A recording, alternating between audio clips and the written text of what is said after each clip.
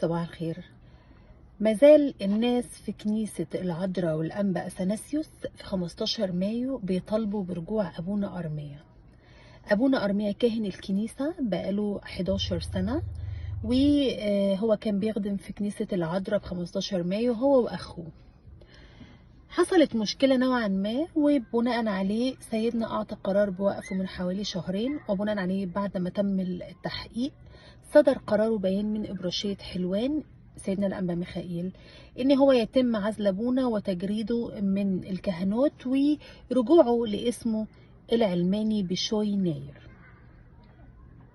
ده عمل لغط كبير في الشارع المسيحي، وناس كتير قالت احنا معاشرين ابونا سنين طويلة، وهو اب حنين علينا، وهو اب خدم معانا كتير، وكان قلبه على كل واحد فينا، فاحنا بنقدم التماس لنيافة الحبر الجليل الأنبا ميخائيل ان هو يرجع لينا مرة تانية. ده اللي احنا عشمانين فيه.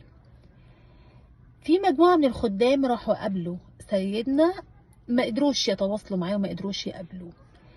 عملوا وقفات التماس داخل الكنيسة اللي بيخدم فيها أبونا، على أساس إن يعني كنوع من أنواع توصيل الصوت لسيدنا إن هو يرأف بحالهم وإن هم محتاجينه. عايزة أقول لكم إن الناس بتطلع تبكي بالدموع علشان عايزين أبونا يرجع مرة تانية. قدرنا نتواصل مع أبونا أرميا، قال لنا أنا مكتفي الآن بالصلاة، رفض الحديث ورفض أي كلام في هذا الأمر. قال لك أنا فقط بصلي الفترة دي وانتوا صلوا، وزي ما ربنا يريد نشوف الكلام هيبقى شكله ايه. حتى الآن يعني الناس عندها عشم كبير قوي في سيدنا انه يرجع مرة تانية. ناس قالت يعني هو احنا ما شفناش منه اي حاجة، وفي ناس تانية قالت اني يعني ان في تورط في شيء ما، ولكن ابونا مظلوم ظلم كبير جدا جدا جدا. ولكن انا عارفه ان سيدنا عمره ما هيظلم حد، ولكن يعني ممكن نوع من انواع الالتماس عشان شعبه اللي محتاجه ان هو يكمل معاه خدمته، لان خدمه ابونا كلها بركه. انا عايزه اقول لكم ان انا تواصلت مع ابونا كتير قبل كده. ابونا من الناس كان في بنت مختفيه واشهرت اسلامها، وابونا كان احد الاسباب الرئيسيه اللي يرجع البنت. وعايزه اقول لكم ان ابونا فضل مع البنت لغايه ما اتغيرت تماما، فضل يديها مشوره ويديها محبه ويديها رعايه ويديها من وقته، ودايما كان بيقابلها، ويعني ملتزم في ده جدا ومحتضنها، الى ان البنت فهمت قد ايه اني كان اللي هي عملته غلط كبير.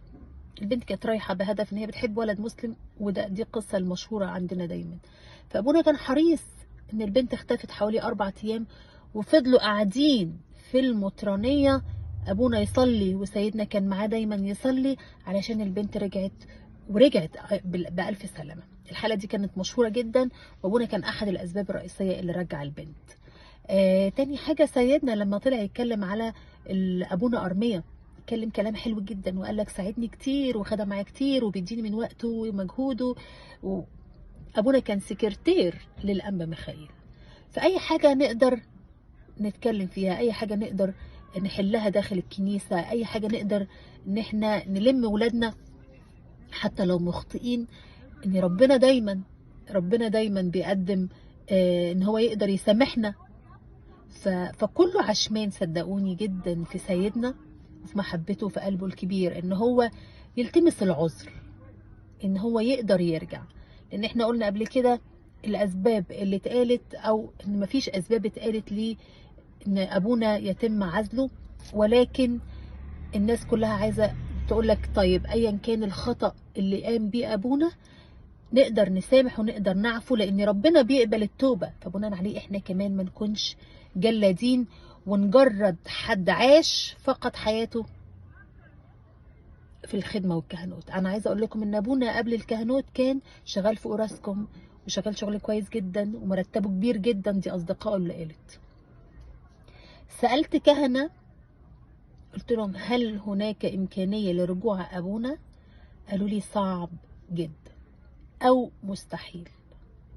انا معرفش عشان البيان صدر، انا معرفش ده صعب علشان البيان صدر، هل البيان عشان صدر صعب ان ابونا يرجع مرة تانية؟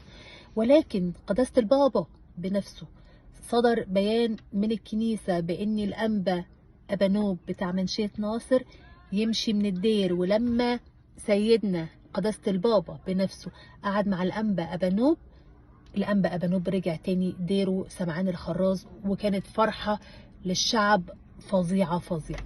الناس كلها فرحت، وان كان ناس وجدعان منشية ناصر قدروا يرجعوا سيدنا. فشعب 15 مايو بيحاول يعمل ده، ان احنا بنلتمس ليك يا سيدنا يا نيافة الحبر الجليل الانبا ميخائيل ترجع لنا سيد ابونا مرة تانية. الشعب ماسك فيه والشعب بيحبه، فهذا يكفي. لو في خطأ نحله، لو في مشكلة نداويها، لو في حاجة نطبطب ونشوف الخطأ منين ونحاول نعالجه. كل الشعب عشمان فيك يا سيدنا يا نيافة الحبر الجليل الأنبا ميخائيل. صباح الفل.